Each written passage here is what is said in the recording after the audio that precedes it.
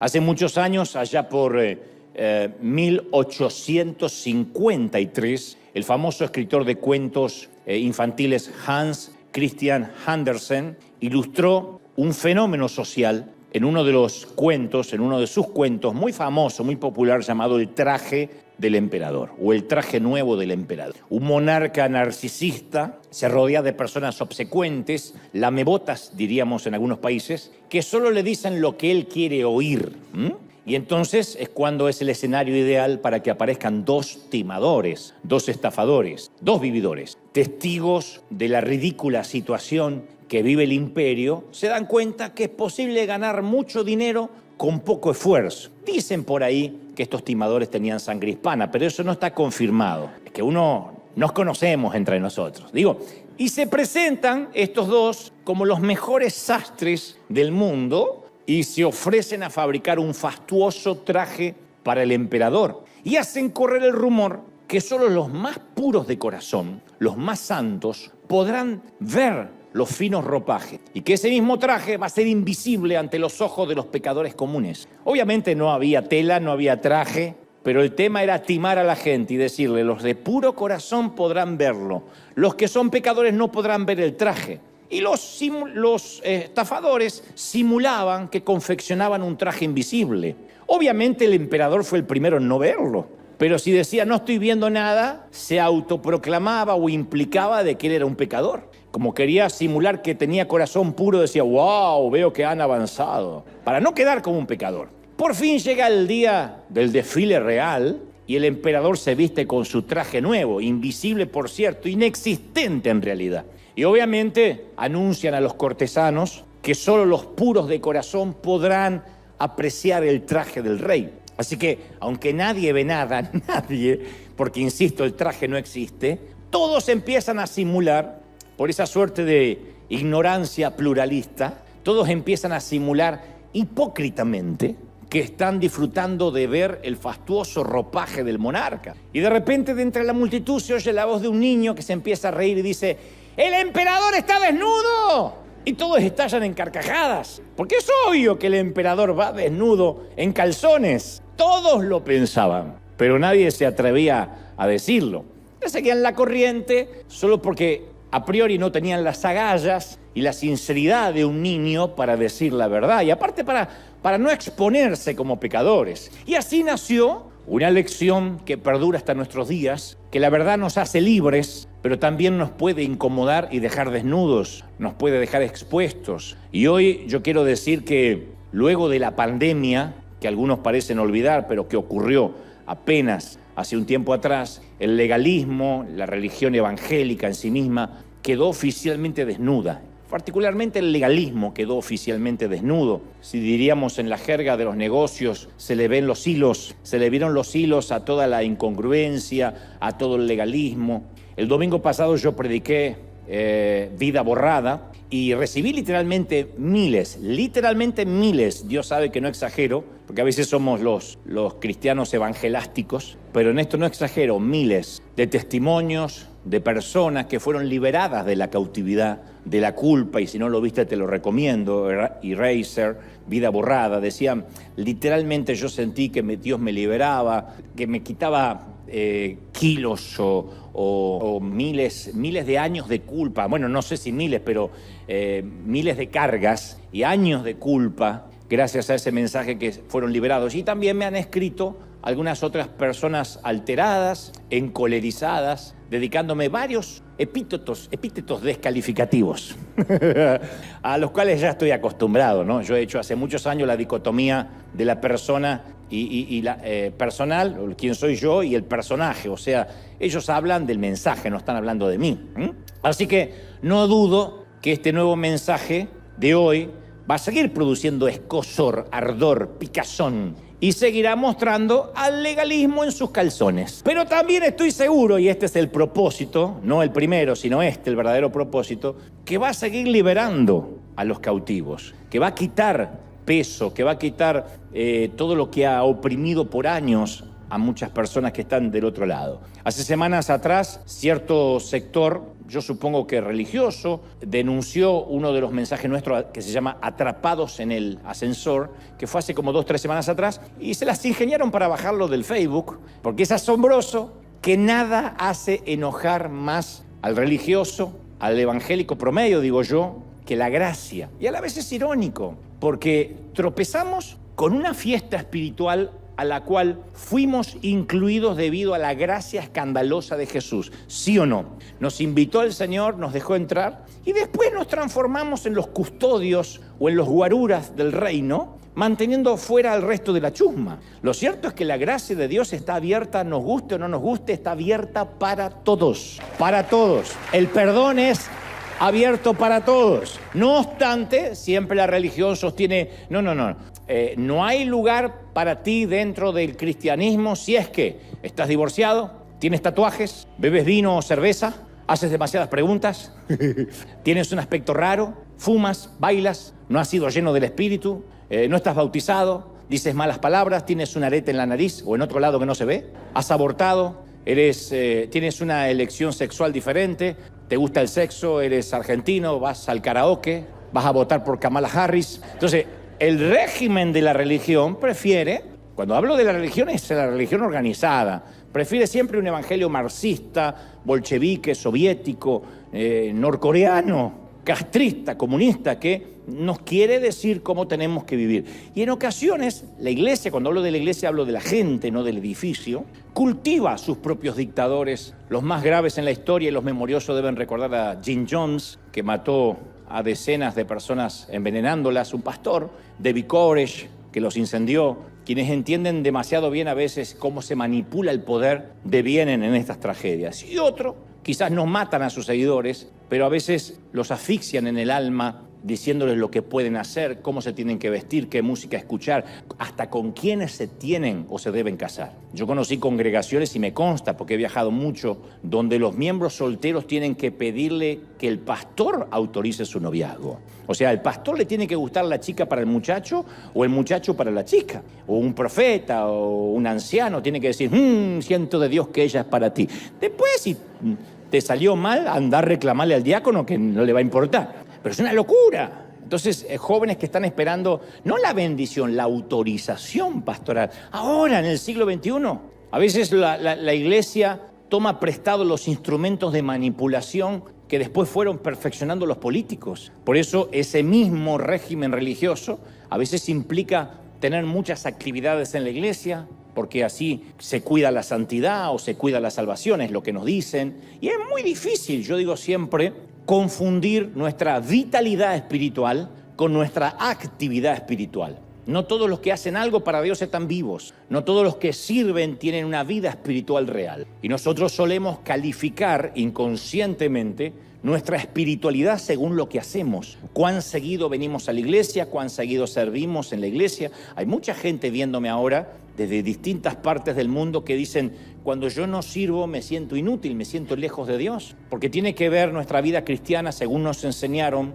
a cuántos servicios asistimos, a cuántos estudios bíblicos vamos durante la semana. Y el apóstol Pablo, en cambio, muestra una marcada diferencia con esa forma de pensar.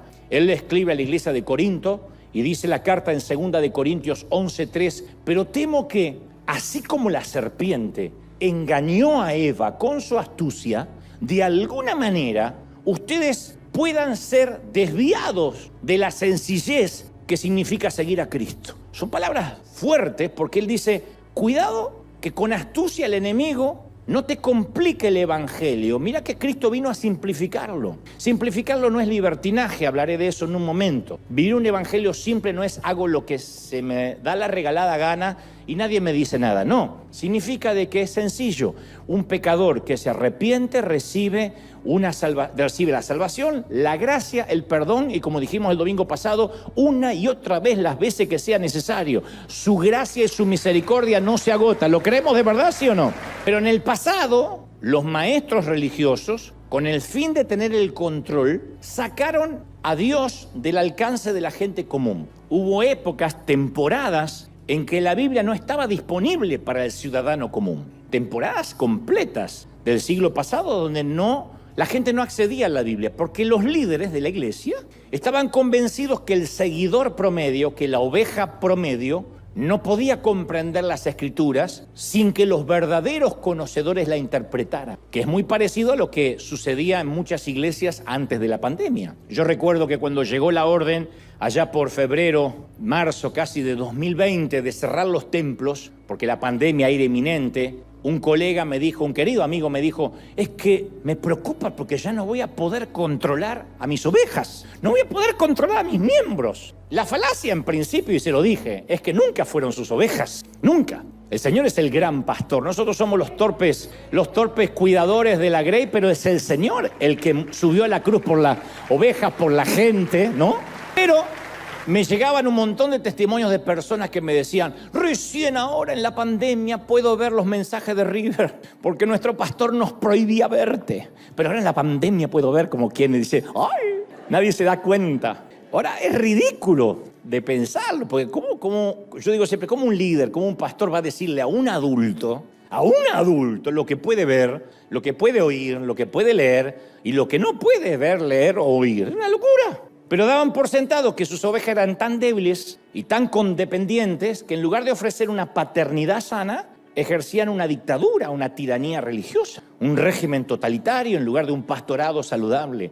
De hecho, cuando yo publiqué este mensaje, que hoy estoy transmitiendo, el dibujo de nuestros ilustradores, fue una Biblia en forma de arma, a lo que alguien muy ingenioso escribió, es verdad, a mí me liquidaron con 3 versículos en la frente. Y otro escribió, sí, y a un amigo le dispararon con 2 versículos por la espalda. Eso ocurre cuando se usa la Biblia no para sanar, no para redarguir, no para edificar, sino para lastimar. La Biblia puede ser usada para lastimar. Ahora, yo quiero que convengamos que quienes se enojan con la escandalosa gracia no tienen malas intenciones, no es que hay villanos usados por Satanás, no. Lo que sucede, y lo voy a decir despacio, para que podamos digerirlo, y me incluyo, es que nunca están más cerca de estar equivocados como cuando están convencidos de estar en lo correcto. Lo diré otra vez, nunca, porque por la hora yo sé, y algunos no desayunaron, cuesta, me miran con los ojitos así como Hakuna Matata. Nunca estamos cerca de estar equivocados como cuando estamos convencidos que estamos en lo correcto. O sea, hay gente que a veces está tan segura de estar en lo correcto que no se permite el beneficio de la duda y justifica así el enojo, la segregación, el odio visceral. Porque dice, no. La Biblia los describe como sabios en su propia opinión. Cuando creemos que ya no podemos aprender nada, lo que es peor, cuando creemos que no vamos a desaprender lo mal aprendido, entonces sí estamos en una situación donde el vino nuevo no va a poder nunca entrar en nuestros odres. Porque decimos, no, yo ya lo aprendí así. Sí, pero está mal, pero yo lo aprendí así. Aunque no resulte, defendemos a veces un sistema de creencias que es arcaico, fosilizado. Los líderes religiosos de la época de Jesús estaban muy seguros de estar en lo correcto. Estaban convencidos que Jesús era un rebelde que agitaba las multitudes. Ellos no tenían dudas. Su sentido de la sana doctrina hizo que el odio, la calumnia, la acusación y hasta la muerte de cruz fuera aceptable. Y en cada uno de nosotros, porque yo sé que algunos están diciendo, conozco mucha gente así, qué bien que le va a venir. En cada uno de nosotros hay un fariseo esperando crecer. Yo siempre digo, no critiques a un argentino porque todos tienen un argentino dormido adentro.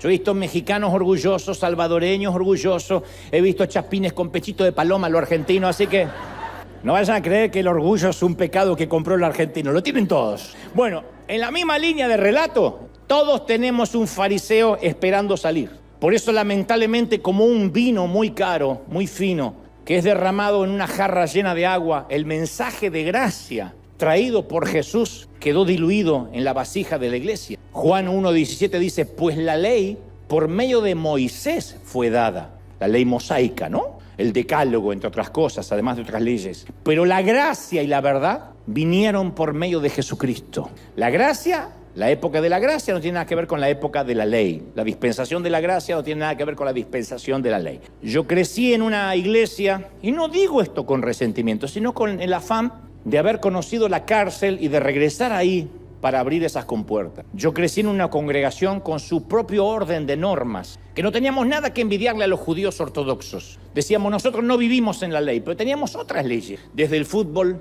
yo recuerdo mensajes completos contra el fútbol, 22 endemoniados siguiendo la cabeza del diablo. Era así. Y te agarraba una culpa. Entonces, cuando ganaba Argentina, pecabas y veías. Cuando ganaba Colombia, decías, no, me voy a mantener en santidad y no voy a ver. Desde la vestimenta. Además, te ponían dentro de la congregación a diáconos, a ujieres, que eran los policías de la moda ajena, ¿no? Medían las faldas, medían los pantalones. Desde la música, qué se podía, qué no se podía oír. Desde la televisión, a ver si las mujeres podían usar pantalones o no.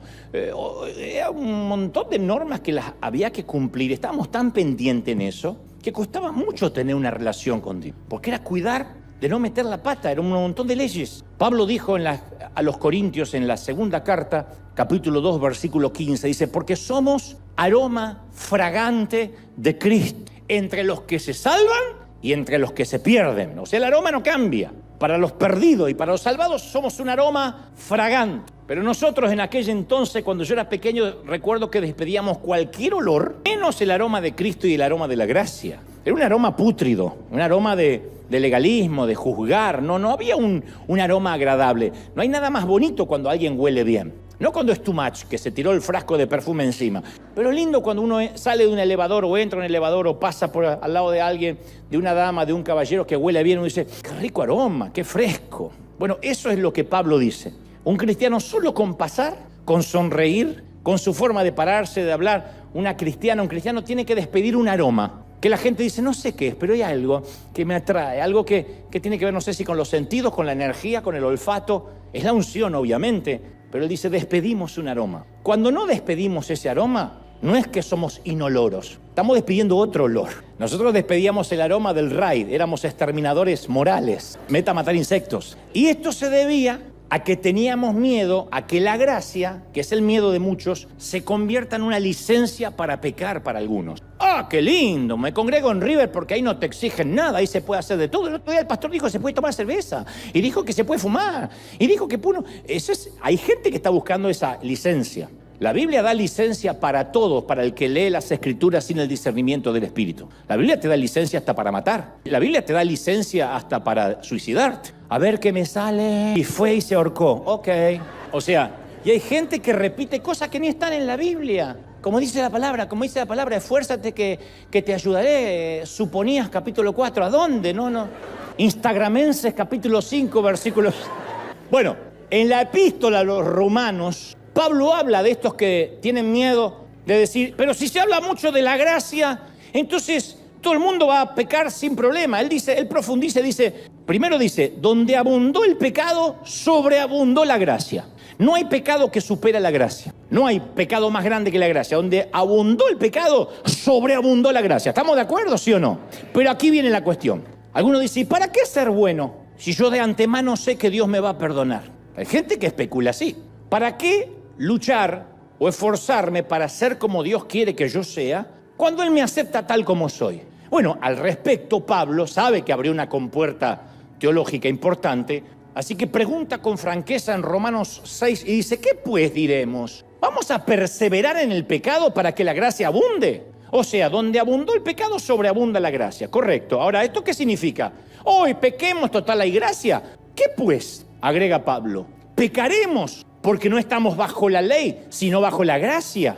Y él mismo se responde, porque lo que está preguntando es retórico, no está esperando una respuesta. Él mismo responde de manera explosiva y dice, de ninguna manera, porque sepamos que donde abundó el pecado sobreabunda la gracia, no significa de que, bueno, ahora hago un viva la pepa y mi vida es un despadre.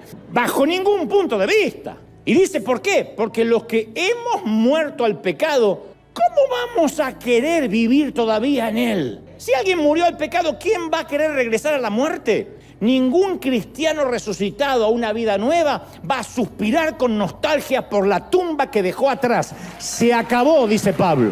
¿Estamos de acuerdo, sí o no? La segunda analogía del apóstol, en Romanos 6, 16, compara el pecado con la esclavitud. Dice, erais esclavos del pecado. Porque aquel que está con drogas, atado al sexo, a la pornografía, a la mentira, no es libre, depende. A veces uno ve a los adictos a las drogas, a los adictos al alcohol, que pobrecito empiezan a temblar. Yo he entrevistado gente que no puede estar ni 20 minutos hablando conmigo porque empieza a temblar si no fuma. obviamente es un esclavo. Él no domina, aunque diga yo lo dejo cuando quiero. Mentira, el cigarrillo, un poquito de nicotina lo tiene atrapado. Otros no pueden estar sin consumir pornografía y dice yo lo hago para relajarme. No, te está atrapando hace años. Eso es fácil de agarrar, difícil de soltar. Entonces hay gente que es esclava del pecado y Pablo dice, ¿a quién se le va a ocurrir una vez que es libre regresar a la esclavitud? En resumen, si ya no queremos pecar, no es porque no tenemos licencia para hacerlo o sí la tenemos. Es por una cuestión de gratitud. Es decir, yo soy libre y quiero estar a la altura de lo que Dios hizo por mí. Por eso es que no peco. ¿Hay pecados que son atractivos? Sí, pero no vale la pena volver a la esclavitud después de lo que Cristo hizo conmigo en la cruz. O sea, no es que no peco porque me persigue el pastor, porque me da con un caño con la doctrina, sino por gratitud a lo que se me dio, voy a vivir a la altura de las circunstancias. ¿Estamos de acuerdo? Con la ayuda del Espíritu Santo. Entonces el secreto es, nos esforzamos en crecer en santidad, no para hacer que Dios nos ame, nos esforzamos para crecer en santidad porque Él ya nos ama. Y como nos ama, sucio como estamos, no, yo no puedo quedar así, yo tengo que hacer lo imposible para estar a la altura. No es que si me santifico, si hago las cosas bien, Él me va a amar más o le voy a agradar más. Ya le agradas, ya Dios te ama. Pero uno quiere estar a la altura. El hecho que el amor de Dios nos llegue así, escandalosamente, sin costo, solo a través del arrepentimiento. Lo único que pide el Señor, arrepiéntete. Eso va en contra de nuestros instintos, porque el fundamento de todas las instituciones es la falta de gracia, es la justicia. La justicia, los gobiernos, los jueces, los gobiernos, las líneas aéreas, los bancos, no pueden gestionarse sobre la base de la gracia. ¿Quién va al banco y dice, arruiné mi crédito, me darían otra tarjeta, la otra la hice? Ay, sí, la gracia de Chase está sobre usted. No pasa, se funde el banco, ¿o no? Señorita tripulante, yo tengo turista, tengo el asiento 92C, al lado del baño. ¿Me daría la oportunidad de ir adelante en primera? Bueno, pase. No va a pasar. Van a decirte atrás y te van a cerrar la cortina así en la jeta. ¿Va a ser así? La revista Fortuna hace una lista anual de las 500 personas más ricas. Es lo que le importa a la gente. Nadie sabe el nombre de las 500 más pobres. Nunca vas a ver que Fortuna dice la lista de las 500 más pobres. Y tú dices, entré en la lista. No.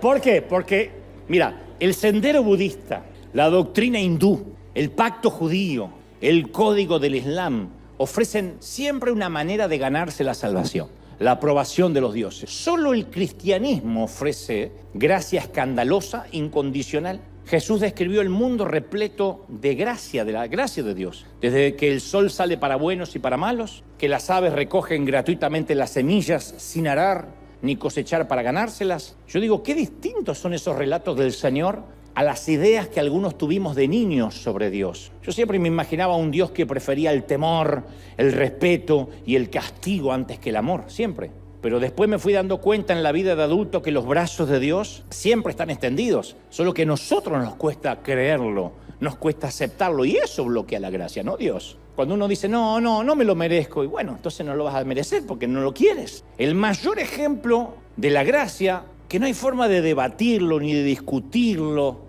a pesar de que lo han intentado los religiosos, es que uno de los últimos actos anteriores a la muerte, Jesús perdonó a un ladrón que pendía de la cruz. El ladrón nunca estudiaría la Biblia, nunca asistiría a una sinagoga o a una iglesia, nunca iba a restituir lo robado siquiera, porque si estaba por morir. Y lo más probable es que haya pedido misericordia promovido por el miedo. Sencillamente, Jesús le dijo a Jesús, Señor, recuérdame, ¿te vas a acordar de mí cuando estés ahí que yo estuve a tu lado? Y Jesús le dice, hoy mismo vas a estar conmigo en el paraíso. Yo pienso que dijeron todo, ¿a ese? Porque Jesús puede ser que esté colgado inocentemente, pero el otro es un delincuente que todos conocíamos, que celebramos cuando lo apresaron. Es otro sorprendente suceso que nos recuerda que la gracia no depende de lo que nosotros hayamos hecho por Dios, sino de lo que Él hizo por nosotros. ¿Cuántos reciben esta palabra sanadora? ¿Lo reciben, sí o no?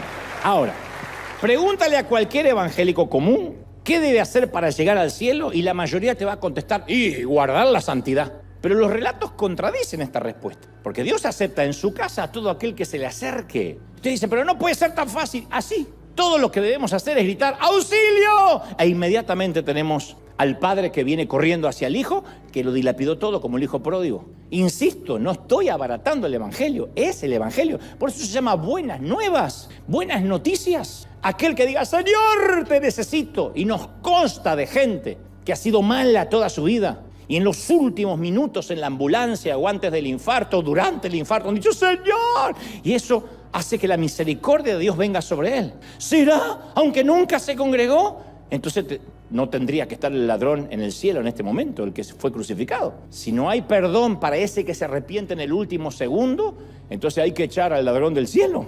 El Señor dice, la gracia es abundante para todos. La gracia es abundante para ti. Y yo sé que hay gente diciendo, no, es que yo la fregué. La gracia, si hubo perdón para el ladrón en la cruz, hay gracia para ti todavía hoy. ¿Lo crees de verdad? ¿Sí o no? Mira, Jesús relató otra parábola que es más ofensiva, más discriminatoria, elitista, ridícula y que causa mucho enojo hasta el día de hoy. La habrán escuchado muchas veces, te la voy a repetir. Una mañana temprano, el dueño de un campo le dice a su capataz que contrate a algunos hombres para trabajar en su viñedo y conviene un precio, un denario. A medida, vamos a suponer que son el día $100, el tipo podía pagar eso. A medida que el día va pasando, contrata más trabajadores, prometiéndoles lo mismo, ser justo con la paga. Contrata trabajadores a las 9 de la mañana, al mediodía, a las 3, y contrata gente que estaba en la plaza, desempleada a las 5 de la tarde, dice el Señor. Al final de ese día, no pasó otro día, el capataz, siguiendo las instrucciones del dueño del campo, paga a los trabajadores por orden, comenzando por los últimos en ser contratados. Los que vinieron a las 5 de la tarde, que habrán trabajado, ¿qué? Hasta las 6, una hora. Los que llegaron tarde, que habían trabajado una hora, recibieron un denario. Los que trabajaron más tiempo pensaron que ellos iban a recibir más. Si estos vagos parásitos trabajaron una hora y le están pagando $100 a nosotros, en vez de los 100 que nos dijeron, seguro que nos va a dar mínimo 800. No fue así. Todos recibieron la misma paga, tal como estaba convenido. No tenía un desfase hormonal el patrón. Tal como convino con todos, no importa cuánto trabajaron. Al día de hoy, a ese dueño del campo le harían una demanda laboral. Lo agarra la Unión, lo liquida. Para otras partes del mundo le digo que es un sindicato. Al día de hoy un sindicato lo demanda. Este tipo estaría fuera de una sociedad democrática. Porque nosotros creemos ¿en qué? En la igualdad, en la justicia, en el derecho a recibir una paga equitativa, ¿sí o no? ¿Quién se deja explotar acá? Bueno, vinieron justo los explotados, pero yo sé que no. Tenemos leyes que nos protegen de empleadores arbitrarios, caprichosos e injustos, como el tipo este de la parábola. Hay leyes que nos protegen de este tipo de chupasangres. Lo que es todavía más perturbador en la historia es cómo explica Jesús esta parábola. Dice que el reino de Dios es como esto. ¿Eh? ¿De verdad? Así es el reino de Dios, ¿eh? Sí. No, minuto. Porque si hay un atributo de Dios en el que podemos confiar de manera inequívoca, es la justicia de Dios. Siempre decimos, ¿dónde está la justicia de Dios? Oh, Dios no es el eterno monitor de la justicia. La vida puede que no sea justa, pero caramba, Dios sí lo es. Pero de acuerdo a esta parábola, parece que en cuanto a la gracia no es justo. ¿Generoso? Sí. ¿Justo? No. ¿Equitativo? No. Esta es una historia muy injusta. Y Jesús nos da advertencia suficiente de que el reino de los cielos es muy injusto. Los últimos serán primeros. ¿A quién le gusta estar en la fila, así sea para donar sangre, y viene alguien, buena, y se te cuela? ¿A cuánto le sale el demonio de adentro? ¡Ey! ¡Estoy de las 6 de la mañana! ¿Y qué dice el Señor? Los últimos serán primeros. Los últimos serán primeros. A ver, los últimos, pase. Y el que vino a las 10 de la mañana pasa así. Y decís, Señor, yo lo mato. Yo estoy de las 5. ¿Ve el sentido de justicia que todos tenemos? Tenemos que morir para vivir, ¿de verdad? A nosotros nos dijeron que hay que sobrevivir, que el más fuerte es el que es la ley del gallinero. El de más arriba ensucia al de más abajo. Si alguno nunca vio un gallinero y cómo duermen las gallinas, interiorícense.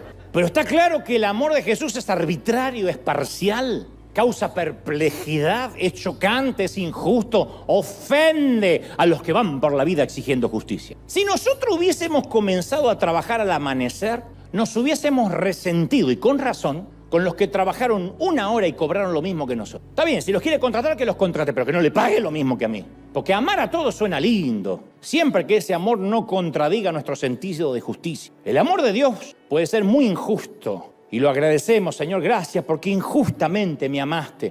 Pero cuando esa misma injusticia incluye a otros, ahí nos molestamos. O la gracia fue buena para nosotros, pero después cuando la gracia es para otro, que no nos gusta cómo usa su cabello, ahí nos molestamos. Y es significativo que la mayoría de los cristianos se identifican más en esta parábola con los obreros de la primera hora de todo el día, en lugar de identificarse con los que fueron añadidos al final de la jornada. Yo he oído este mensaje predicar tantos años y siempre han dicho, los que estamos desde la primera hora, los veteranos, los que hemos sufrido, a veces no entendemos a los de la última hora. ¿Por qué la mayoría se identifica con los de la primera hora si todos somos los de la última? Por misericordia y por gracia estamos donde estamos. Y la gracia nos alcanzó a las 5 de la tarde.